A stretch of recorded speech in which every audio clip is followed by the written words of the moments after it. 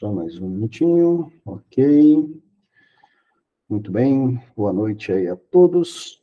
Bom, como a gente já estava comentando aqui nos bastidores, né? Estamos aí praticamente às vésperas da nossa AP e, né, às vésperas aí da conclusão desse nosso primeiro semestre. Então, hoje, né, é o nosso último encontro virtual, né, falando aí da disciplina de engenharia de software, e a gente vai ter, né, um assunto bem tranquilo, né, bem calmo, que a gente vai estar discutindo hoje, né, apresentando para vocês aí as 4 últimas semanas.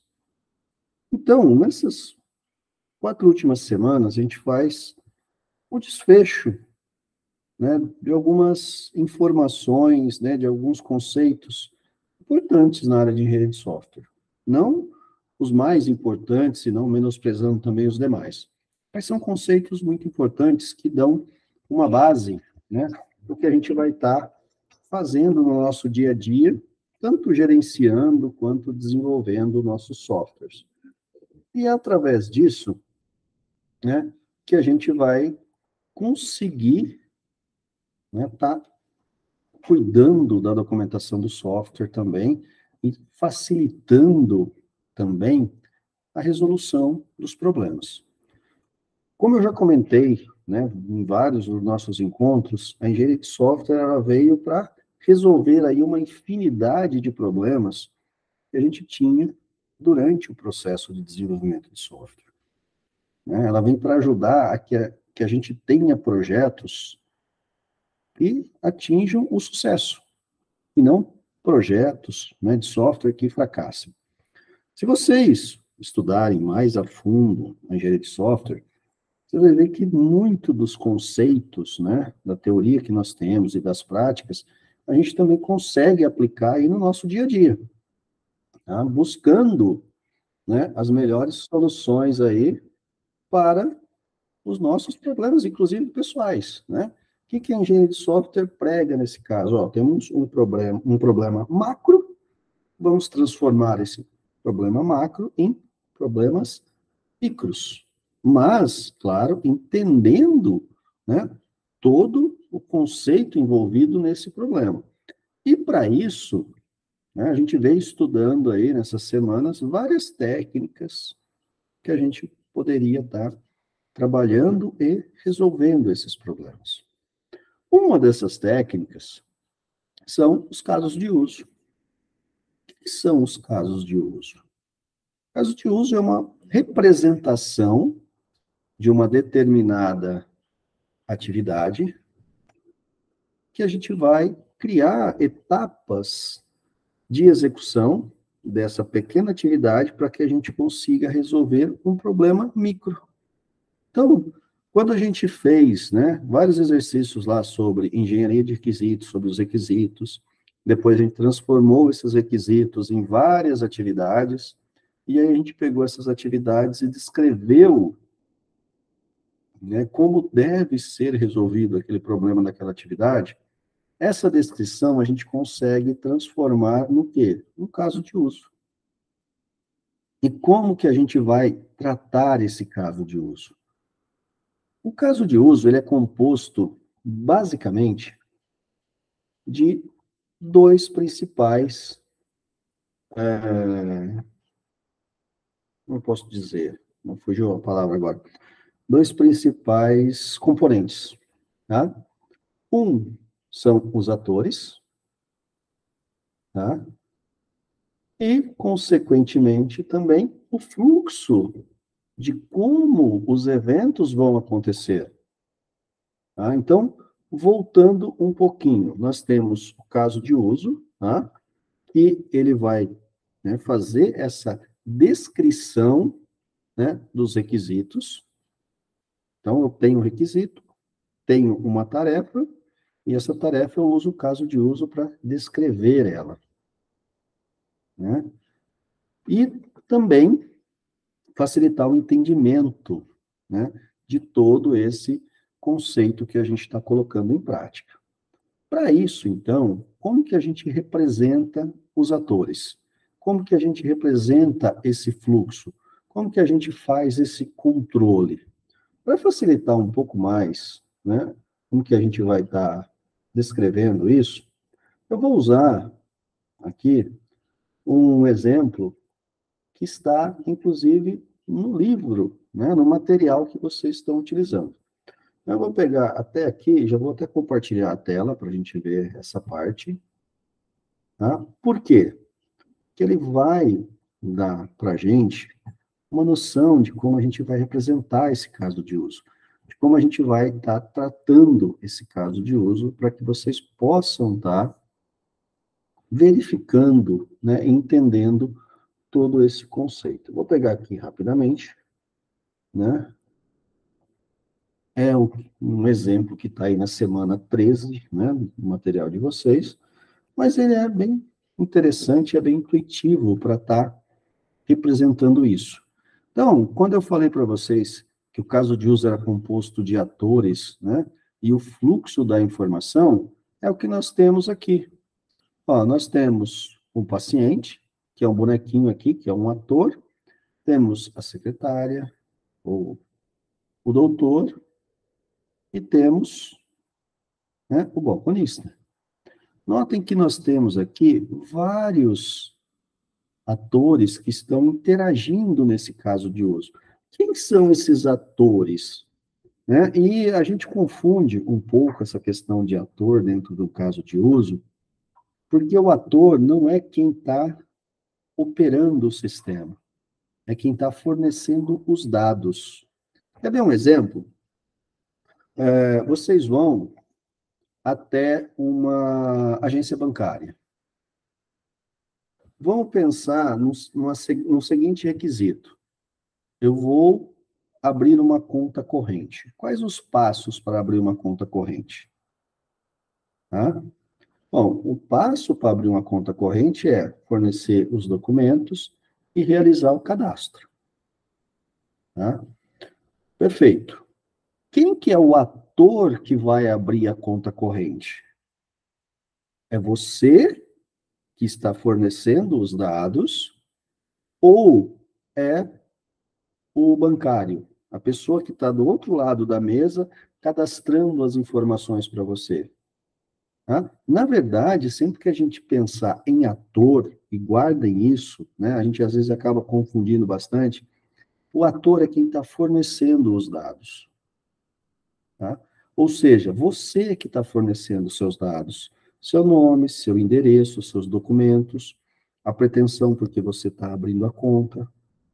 Tá? Então, não é quem está operando o sistema que é o ator, mas é quem está fornecendo os dados.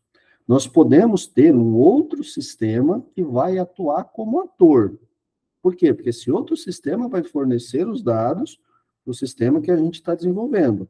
Então, o ator é um sistema, tá? Mas ele está fornecendo os dados, e não o sistema que está processando. Quando você vai até uma loja para fazer uma compra, tem você e tem o vendedor. O vendedor está efetuando, né? Está processando a sua compra.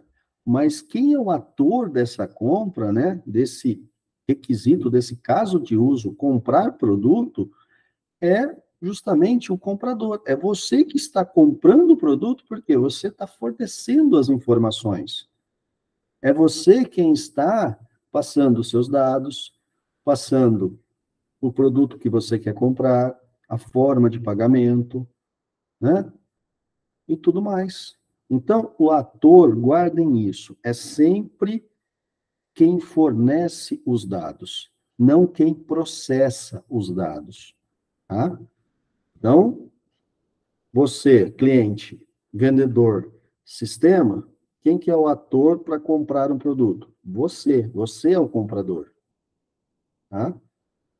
Se você tiver um caso de uso, desconto nessa compra, você está comprando, você forneceu os seus dados. Aí você vai entrar no processo onde você vai processar um desconto para essa compra.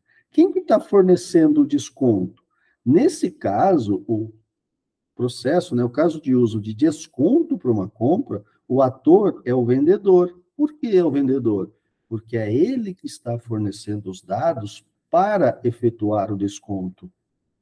Você está passiva nesse caso. Você, como cliente, né, no caso de uso, processar desconto, o ator vem parte do vendedor ou do gerente, dependendo do nível de desconto que vai ser feito. Por que parte do vendedor ou do gerente? Porque o dado do desconto, quem está fornecendo, são eles, e não você. Você está passiva nesse caso.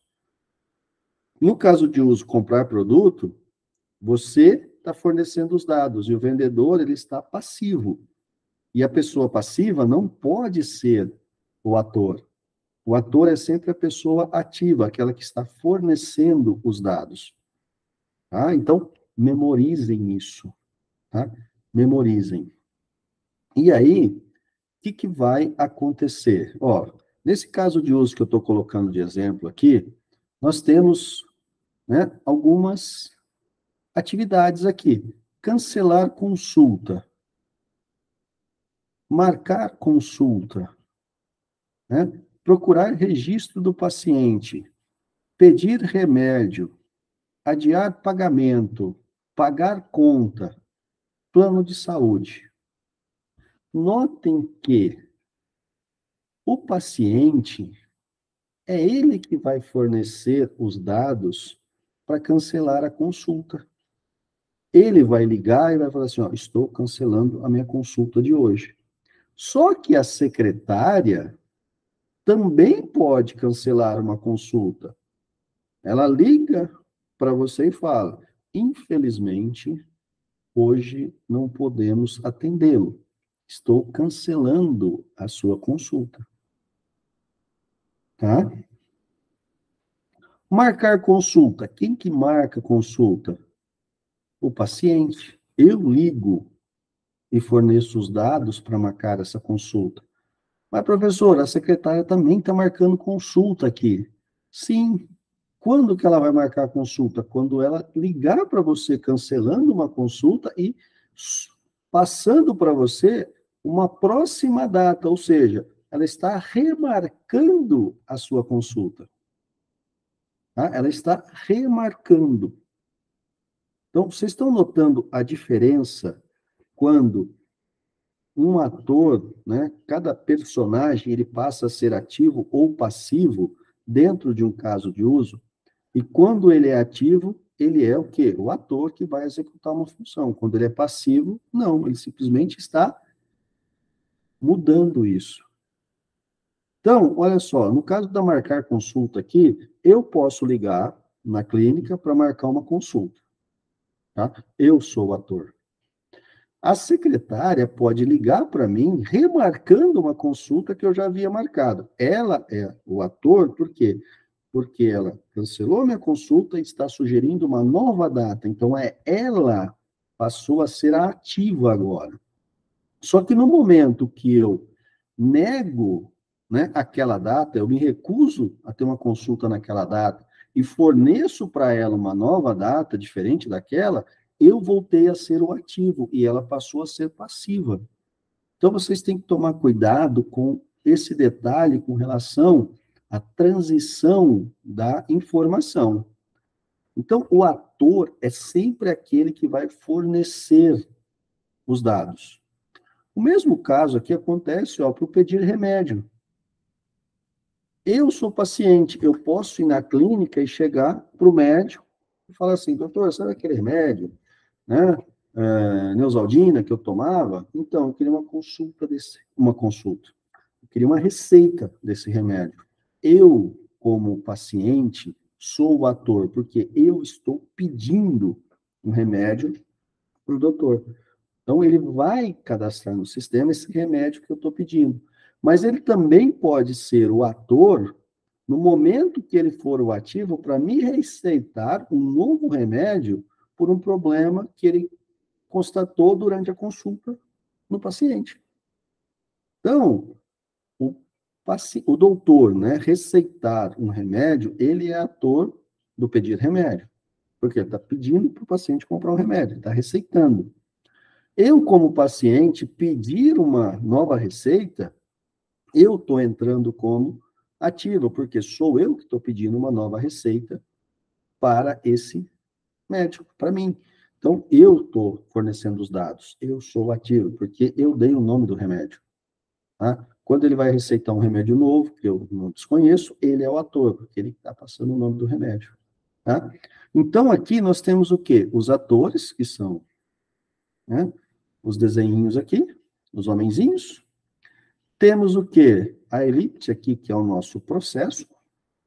E temos as linhas, que é a relação dos atores com cada um, né, dos processos que a gente está definindo aqui. Então, quando a gente for pensar dessa forma, né, eu estou pensando no quê? Num sistema, por exemplo, de... ó, perfeito. Nós estamos fazendo o projeto de extensão. O projeto de extensão, vocês estão implementando o que ali? Um controle de estoque de os produtos, onde vocês estão fazendo a entrada desses produtos e vocês estão fazendo a saída desses produtos. Tá? Você, quando você vai fazer a entrada, quem vai fazer a entrada desses produtos? Quem vai lançar uma doação? Quem vai ser o ator que vai lançar essa doação? A pessoa que doou? Não. Vai ser a pessoa que contou as peças, separou as peças e lançou essa doação no sistema. Então, o ator vai ser a funcionária, né, do bazar. No momento da venda da peça, quem que é o ator? O cliente, que foi lá e escolheu, né, a peça. Então, o que a gente está tratando? Nós vamos ter aqui, por exemplo, funcionário e vamos ter cliente. E a gente vai ter aqui um processo que vai ser cadastrar doações, e a gente vai ter o quê? Um processo que vai se chamar venda. Então, a gente vai ter, basicamente, né, vou compartilhar aqui com vocês uma outra tela para ilustrar isso daqui também, né, onde a gente vai tratar isso. Então, a gente vai ter isso daqui, ó. Opa, peraí, deixa eu pegar aqui. A gente vai ter isso daqui, ó. Eu vou ter, vou até pegar aqui, né? Deixa eu ver se eu acho o homenzinho aqui, né? Mas, não, aqui eu acho que eu não tenho. Mas tudo bem, eu vou ter um processo aqui, né? Que eu vou chamar de, né? Eu vou colocar aqui, por exemplo, ó, lançar, melhor, cadastrar, que eu tinha falado, né? Cadastrar doação. E eu vou ter um outro processo aqui, né? Nesse caso de uso, que vai ser o quê? Venda. Tá? Então, aqui eu tenho meu processo. Agora, eu vou pegar o quê? Eu vou usar... Acho que pena, né? Não tem nenhum... Aqui não...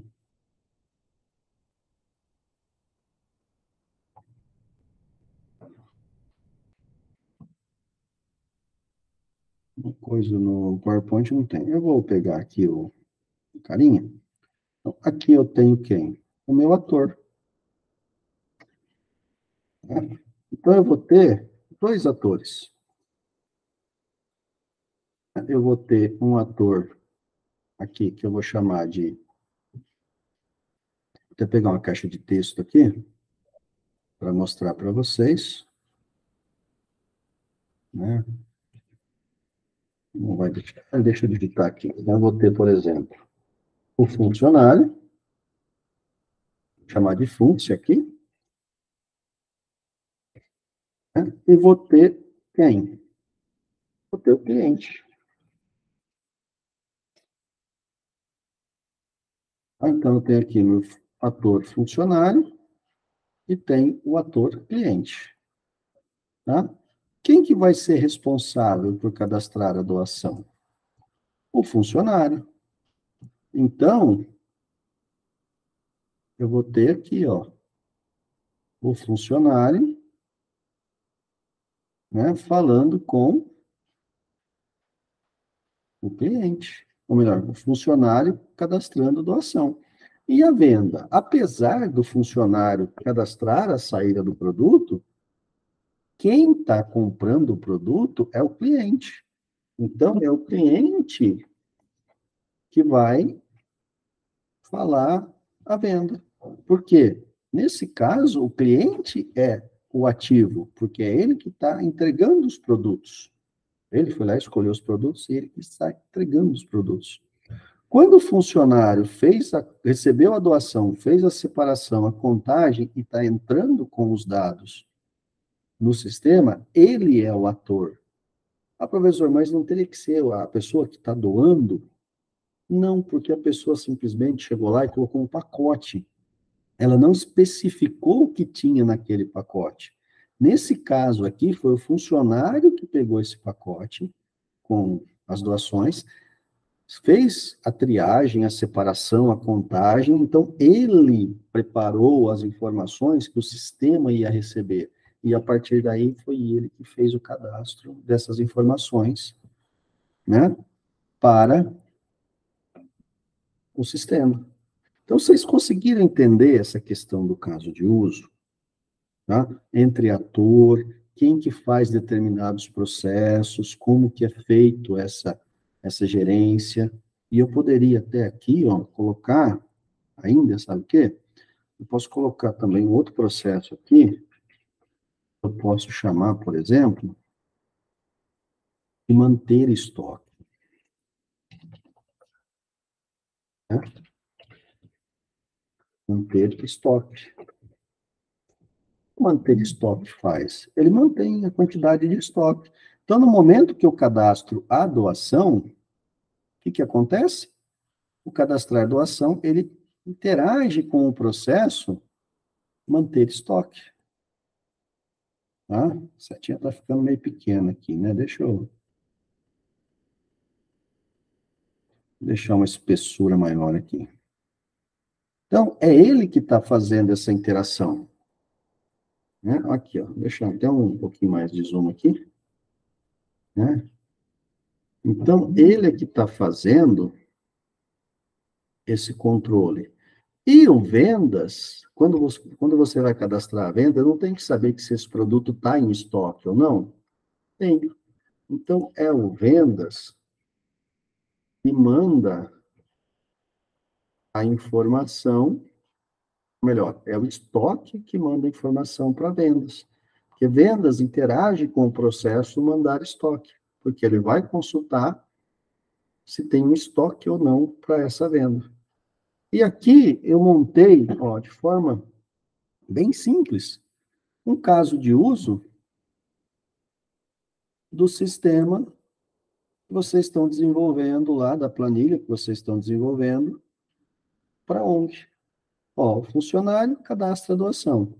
Manter estoque, o cliente faz a venda e a venda pega do manter estoque para ver se aquele produto tem no estoque ou não. Tudo aquilo que a gente conversou, né, nesses últimos 3 encontros virtuais sobre o projeto de extensão, estão resumidos aqui dentro desse diagrama de caso de uso. Ah, professor, mas tem mais coisa? Tem. Aí a gente vai descrever o quê? As atividades, que foi o que vocês escreveram lá, de cada operação que vai ser feita. Né? Cada parte que vai acontecer aqui. Mas o diagrama é isso daqui. O funcionário mantém doação, que atualiza o estoque.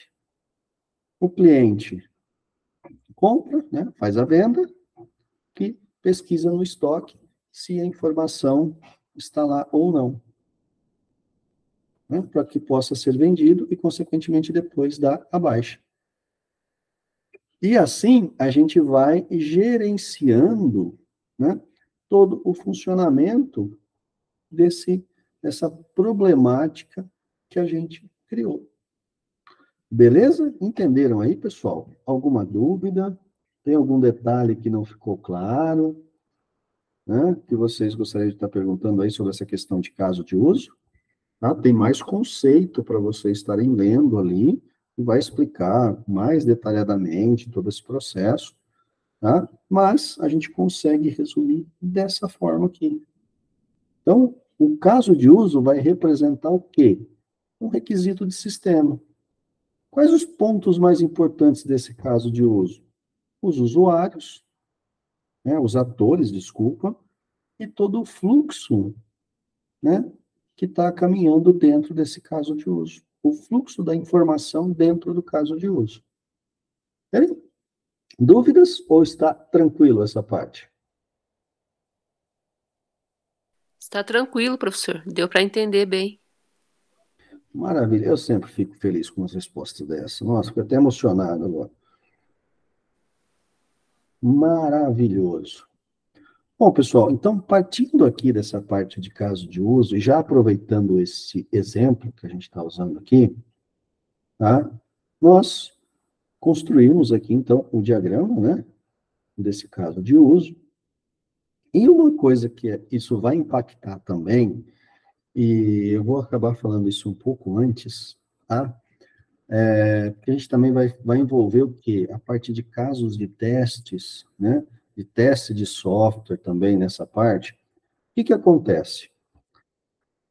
Eu vou usar também o exemplo do projeto de extensão, que é algo que vocês estão sentindo na prática aí, né? Essa execução. Vocês não estão desenvolvendo a planilha, né? Para atender lá a necessidade da ONG. Alguns estão fazendo um negócio mais no browser, outros estão usando uma linguagem de programação, enfim, cada um está usando um recurso, porque eu deixei isso tranquilo para cada um. Mas vocês estão desenvolvendo isso, vocês entenderam isso, e estão colocando todo o entendimento desse domínio, nessa problemática, e estão criando, né, recursos para resolver computacionalmente essa problemática, através de planilhas, enfim, o que for. Vocês estão terminando essa etapa.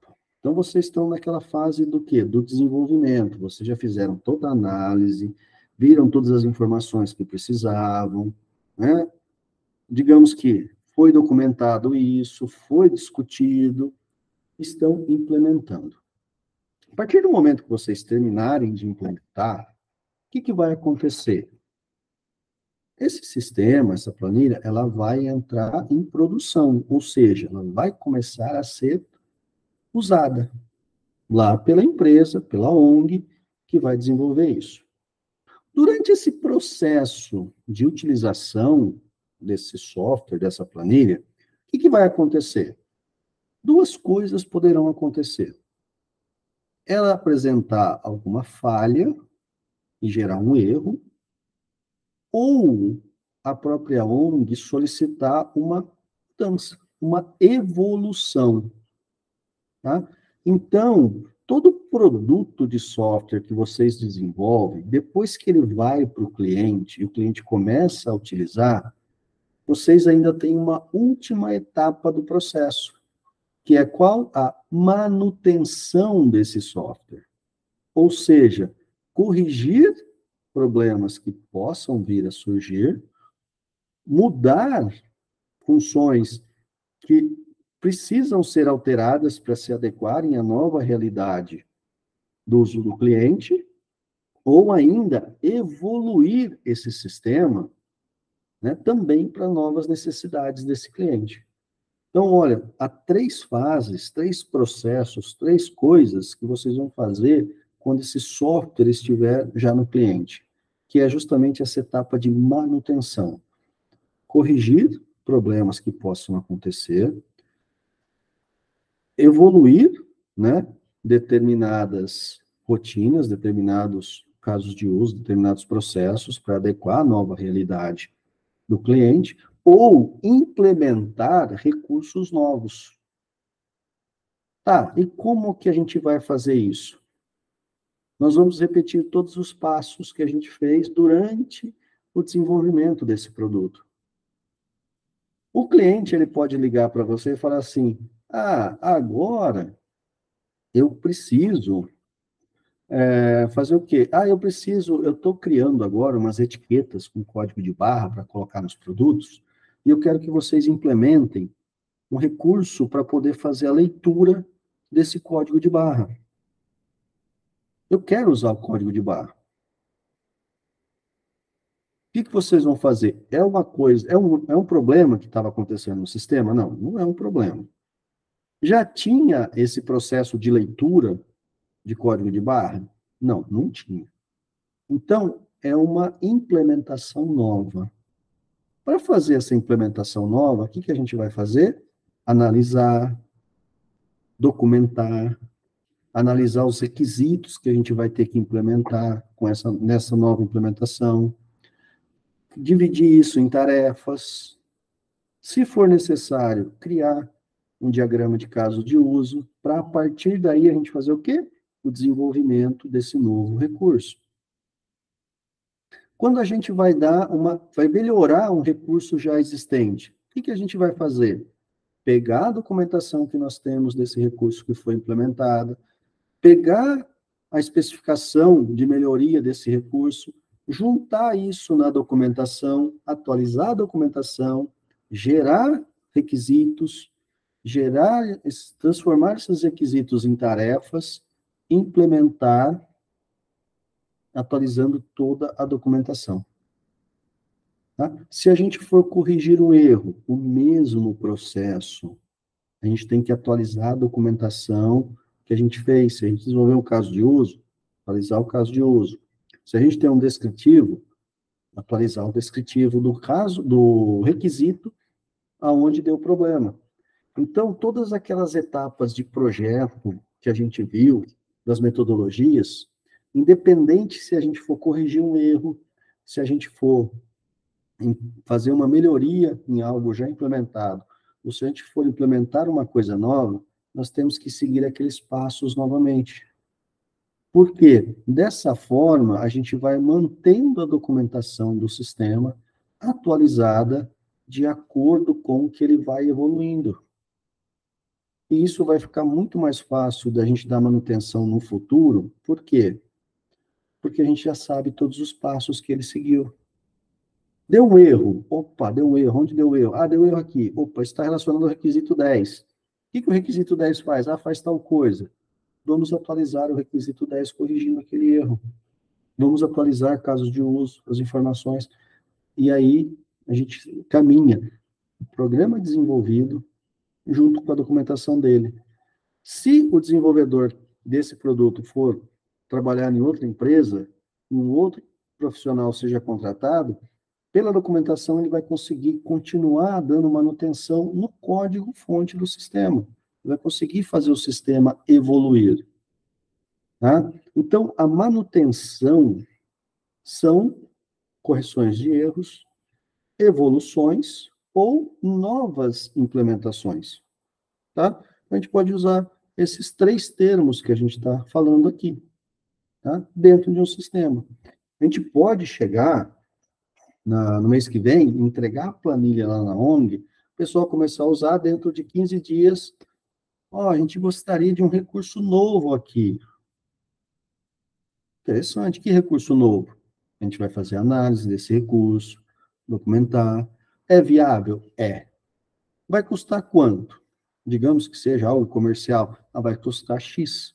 A partir daí, a gente faz a implementação. Né? E assim, o sistema, né, vai evoluindo de acordo com as necessidades do cliente, né, que está usando esse sistema. Isso é uma realidade, pessoal. Em qualquer, né, desenvolvimento que a gente tiver, a gente vai passar por essa situação, por essa realidade. Ok? Bom, mas aí, né, nesse processo de manutenção, o software está lá no cliente. Já está implantado, bonitinho, o cliente treinado, está começando a operar e tudo mais. Antes da gente encaminhar o software para o cliente, o que a gente tem que fazer? Que seria a última etapa antes dele ir para o cliente. o teste de software. Por que testar um software? Por que a gente vai fazer teste? Por quê? Eu já desenvolvi, eu acredito que ele já está funcionando perfeitamente. Não tenha tanta certeza disso. Tá? O teste de software, ao contrário de que muita gente diz, tá? E existe uma documentação errônea com relação a isso, tá? Sobre a parte de teste de software, que a gente diz o quê? Eu estou testando o sistema para provar que ele não tem erros. Essa é uma afirmação errônea sobre teste de software. Eu não testo um sistema, ou uma rotina, ou uma função, para provar que ela não tem erros.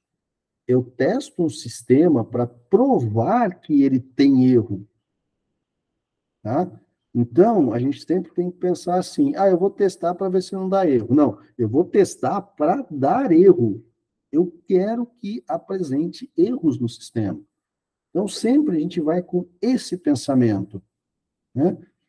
Quando a gente trabalha com desenvolvedor, a gente, como desenvolvedor, não com desenvolvedor, a gente que criou o sistema, a gente não gosta de ouvir isso. Então, eu vou testar o sistema para provar que ele não tem erro, não. Aí a gente fica feliz, porque provar que ele não tem erro. Se não achou nenhum erro, a gente fica feliz. Mas, quando a gente vai testar um sistema, a gente vai testar para provar que aquele sistema apresenta erros. Esse é o objetivo do teste de software. Provar que o sistema está errado, provar que tem rotinas ali que vai apresentar problemas, que vai apresentar falhas. Né? E aí, apresentando essas falhas, efetuar a correção. Então, aquele processo que eu acabei de mencionar lá na manutenção, que é corrigir os erros que acontecem no cliente, a gente faz essa parte no momento que a gente está testando o sistema ainda dentro da empresa. Tá? A gente está testando o sistema que está sendo desenvolvido. Então, o que vocês vão fazer, né? Pegando ainda o exemplo da ONG, vocês terminaram de implementar a planilha, vocês vão alimentar essa planilha. Vocês vão fazer entrada. O que eu vou? Eu vou provar que eu fazendo uma entrada de um determinado modo, ele não vai atualizar o estoque. É isso que vocês vão testar. Eu vou provar que se eu vender um determinado produto de um jeito, ele não vai dar baixa no estoque. É isso, é dessa forma que a gente tem que testar. Então, a gente vai criar mecanismos, informações e dados para provar que o sistema está com erro, que aquele sistema não está funcionando de maneira adequada. A hora que a gente conseguir cobrir todo o sistema, sem nenhum erro, e de todas as formas possíveis, é que a gente vai comprovar. Bom, até o presente momento, o sistema não apresentou erros. Até o presente momento, eu não consegui provar que o sistema está errado. Mas vamos ver se o cliente prova que ele está errado. Podemos encaminhar para implantação no cliente. Tá? E como que a gente faz esse teste? Bom, existem várias formas da gente estar fazendo esse teste. Tá? Então, o que é o primeiro momento? A gente vai fazer o teste baseado nos requisitos que a gente criou. Lembra que eu comentei com vocês quando a gente testou requisitos? O que eu quero testar? Por que eu testo o requisito? Porque se eu não entender o que está descrito no requisito, eu não vou implementar aquela funcionalidade de maneira adequada. Então, se faltar um entendimento, o requisito está errado. Então, quando a gente foi testar o requisito, qual que era o objetivo? Provar que aquele requisito estava errado, que aquele requisito estava dando duplo sentido, não estava entendível, estava com erro de português, enfim, erro de concordância. A gente tem que provar que ali tem falhas. E a partir daí a gente batalhar, né, para corrigir aquelas falhas. E para isso, existem alguns tipos de testes que a gente pode estar utilizando. Tá? Alguns testes conhecidos como teste de caixa preta, né? Teste de caixa branca, vocês também estão vendo aí no material. Então, por exemplo, um teste de sistema, né? A gente vai fazer o teste de sistema, né? O teste unitário, vamos começar aqui com o teste unitário. O teste unitário, ele pode ser tanto um teste de caixa branca ou um teste de caixa preta. O que é um teste de caixa branca e um teste de caixa preta? Qual que é a diferença entre eles? A diferença é bem simples. O teste de caixa preta, você não tem acesso ao código do sistema. Você só tem acesso à interface de execução. Você só tem acesso, melhor, ao sistema executando. Tá? Hoje, por exemplo, se a gente fala assim, eu quero testar o Windows, eu quero provar que o Windows tem falhas, ou eu quero provar que o Linux tem falhas. Eu tenho o código-fonte do Windows ou o código-fonte do Linux? Não, eu não tenho. Então, eu estou fazendo o quê? Um teste de caixa preta. Por quê? Eu só consigo ver a casca dele. Eu não consigo ver o cerne dele, ou seja, o código que está gerando aquela casca. Quando a gente tem informação, acesso ao código, a gente vai fazer o quê? Um teste de caixa branca. Por quê? Porque a gente vai projetar o teste que vai ser realizado de acordo com o que o código foi desenvolvido, de acordo com a forma, né? De acordo com o que a gente está lendo ali do código-fonte do sistema. Então, na planilha, né, que vocês estão fazendo, quando que vocês vão conseguir fazer um teste de caixa preta e um teste de caixa branca nela? O teste de caixa preta é você lança a entrada, vai lá lançar a venda. Você simplesmente está executando a planilha, está executando as fórmulas que foram desenvolvidas e tudo mais. Mas você não está acessando e visualizando as fórmulas. Você está olhando por fora, está olhando a casca. A partir do momento que você abre, clica na célula, que você visualiza a fórmula, e aí você vai testar todas as etapas daquela fórmula que foi desenvolvida, ali você está fazendo um teste de caixa branca. Por quê? Você está visualizando a fórmula que foi implementada, a fórmula que foi criada. Então, esse é um teste de caixa branca. Tá? Um outro teste que a gente tem é o teste de integração. O que é o teste de integração? É um teste utilizado muito quando a gente tem várias partes de um sistema. Vou dar um exemplo, o sistema bancário. Ao contrário do que muita gente pensa, o sistema bancário ele não é um único sistema. Ele é um sistema com várias partes, que são o quê? Integradas entre elas. Por exemplo, eu vou fazer uma transferência. O que vai acontecer? Ele vai ter uma parte que faz o saque da conta de origem e tem uma outra parte que faz o quê? O depósito na conta de destino. Então, tem um programa que faz o saque e tem um programa que faz o depósito. O teste de integração é testar o programa que faz o saque e o programa que faz o depósito para ver se os dois conversam, se os dois se integram para resolver esse problema de uma transferência de uma conta para outra. Né? O Pix, o que é o Pix? É a mesma coisa de uma transferência, ele saca de uma conta e deposita na outra. Né? Então, como é que fez essa integração? Eu tenho que testar a integração. Né? Quando a gente coloca alguma coisa, né, desenvolve né, um novo recurso, a gente vai integrar esse novo recurso. Esse novo recurso, ele vai funcionar bem com todos os outros? Então, a gente faz o quê? Um teste de integração, que é justamente testar essas duas partes para ver se elas estão conversando de maneira adequada e se nessa conversa não está retornando nenhum erro, nenhuma falha. Tá? Esse é um teste de integração. Quando a gente pensa num teste de aceitação, o que a gente vai estar testando? A gente vai estar testando a aceitação daquela interface, daquele software, por parte do usuário. Claro que aí a gente vai fazer o quê? Criar um questionário, que com base nesse questionário a gente vai saber se aquela interface, se aqueles detalhes que a gente está testando, tá? Vai ser, como eu posso dizer, vai ser aceito pelo cliente, tá?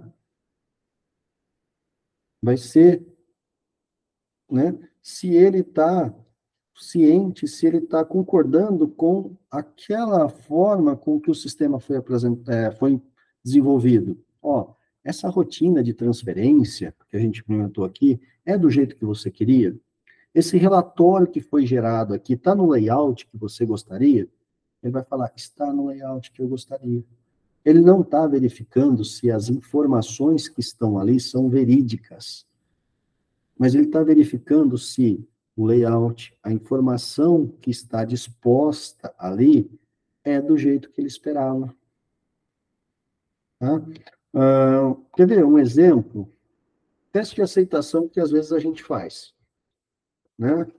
Eu, pelo menos, costumo fazer. Eu levei meu carro para lavar. Você vai buscar o carro. O rapaz lá do Lava Rápido te liga e fala assim, ó, tá pronto. Você vai lá. O que é o teste de aceitação?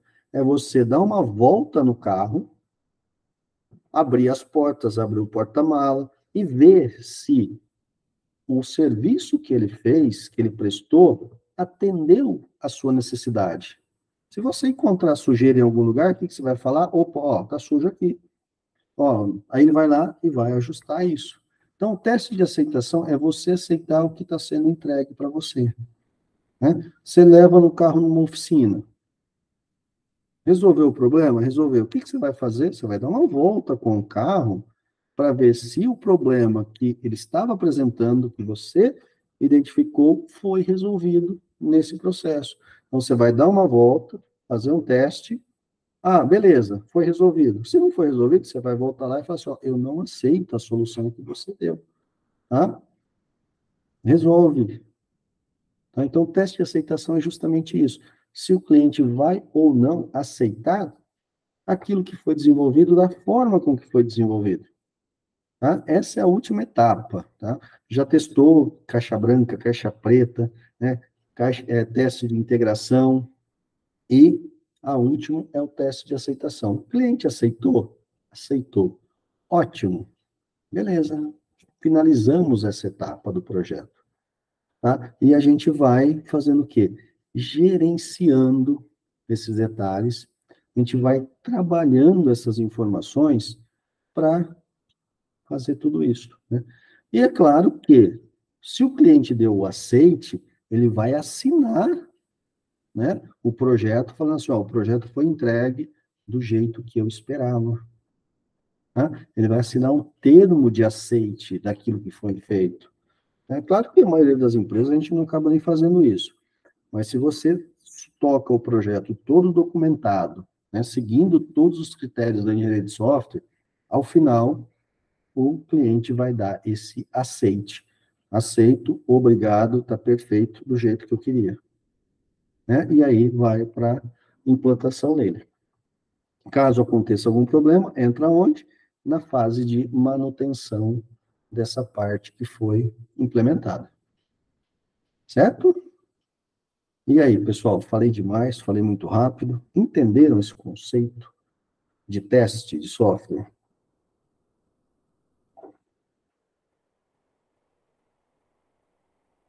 Claro que quando a gente pensa em teste de software, a gente pode automatizar isso, tá?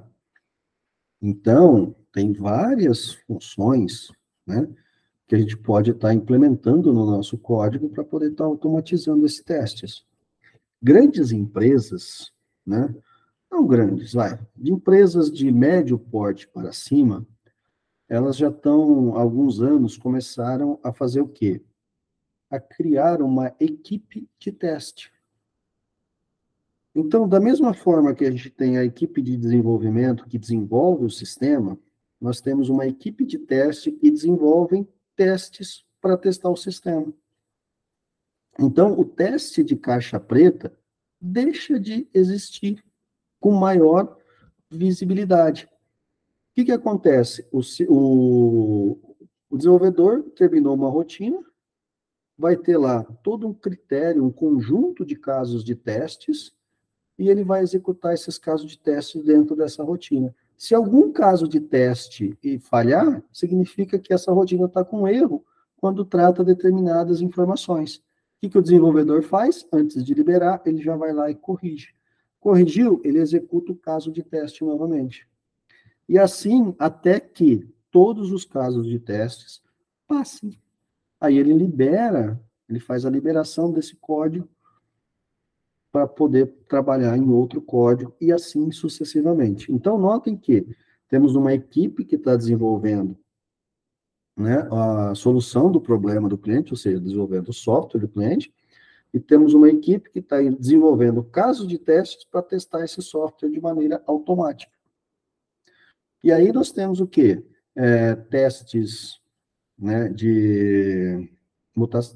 testes de mutação, a gente tem teste unitário, que envolve aí mais caixa branca também. A gente tem teste.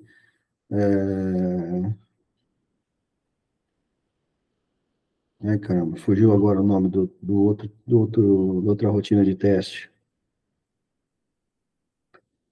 Nós temos mais ou menos automatizados uns 20 tipos de testes que a gente pode estar aplicando.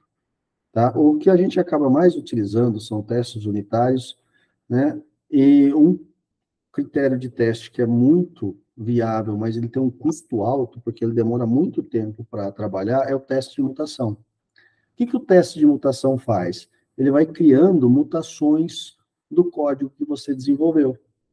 E a partir daí ele vai executando os casos de testes nessas mutações. Tá? O teste de mutação já vem com o nome de mutação, por quê? Porque é pensando no conceito da mutação celular. Então, mudou ali um cromossomo, é uma célula diferente. Mudou outro cromossomo, uma célula diferente. E assim, sucessivamente. Então, ele vai gerar um conjunto enorme, com várias versões do sistema principal, que a gente chama de mutações, e a partir daí a gente vai rodar, né, executar o caso de teste em cada uma das mutações. Se o caso de teste funcionar em todas as mutações, significa que não tem falhas. Né? E aí tem um lado, né, da moeda. Pode ser que alguma mutação que passou, que não era para passar, significa que tem coisa errada com o caso de testes. Então, a gente tem que estar avaliando isso, tá? Mas, o que a gente utiliza mais, né? Pequenas empresas de médio para baixo acabam utilizando o teste de caixa preta, que é a execução do sistema e o cadastro das informações. Empresas de médio porte, caixa preta, caixa branca, integração, né? Aceitabilidade desse sistema e por aí afora. Um conceito, né, que é pouco estudado e é pouco utilizado é justamente essa parte dos critérios de testes. Tá? A gente já está em planos de ter uma disciplina só focada em teste de software. Por quê? Porque é algo vital. O teste ele vai garantir, né, um bom produto de software. E você consegue, obviamente, mesmo investindo um tempo num teste de software, recuperar isso, porque vai diminuir a manutenção que você vai ter durante esse projeto, né, esse software executando no cliente. Então, tem muita gente que fala assim, não vou testar não, depois o cliente encontrar o problema, a gente faz. Mas só que isso vai acarretar o quê? Mais transtorno.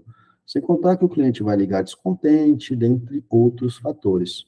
Então, o ideal é fazermos o quê? Testar antes e mandar a melhor versão, a versão mais estável para o cliente. Porque a probabilidade de retornar um problema lá é muito baixa. tá? Por isso a questão do teste de software. E aí, claro, né, pessoal, mesmo na manutenção, qualquer atualização ali numa determinada rotina, já corrigindo um problema, a gente também passa ela pelo teste de software. Tá? A gente sempre vai ter que fazer isso. Ah, mudou um ponto, testa. Implementou coisa nova, testa. Teve que fazer alteração no que já estava pronto, testa. Sempre a gente vai testar antes de colocar novamente em produção no cliente. Ok? Bom, pessoal, dúvidas até aí? Ou tá tranquila essa parte? Porque, na verdade, o que eu teria para falar para vocês dessas últimas 4 aulas são justamente isso. Claro que fazendo aí um resumão, né? E aí, agora, conto com a participação de vocês com relação a dúvidas. E olha que maravilha, consegui entregar tudo que cai na prova, hein? Nossa. Nem vou pôr essa gravação lá disponível, porque senão vocês vão tirar 10 nessa prova. Não, não, não, não, não. Vou deixar para colocar isso daqui 15 dias lá no SGA. Eita, professor. Ó. Senão fica muito fácil, é. Ou então eu vou refazer a prova, peraí. Ah, eu ainda preciso fazer a minha, né? Então, né, dona Sueli? Melhorou? Nossa, o meu é. Se eu passar um estresse muito grande, eu tenho alergia, né? Tô andando com um lado meio torto ainda, mas tá bem melhor do que tava antes. Eita, tem que se cuidar, hein? Depois a gente conversa para fazer lá essa prorrogação para você, tá? Beleza. Obrigado, professor. Depois eu vou estar até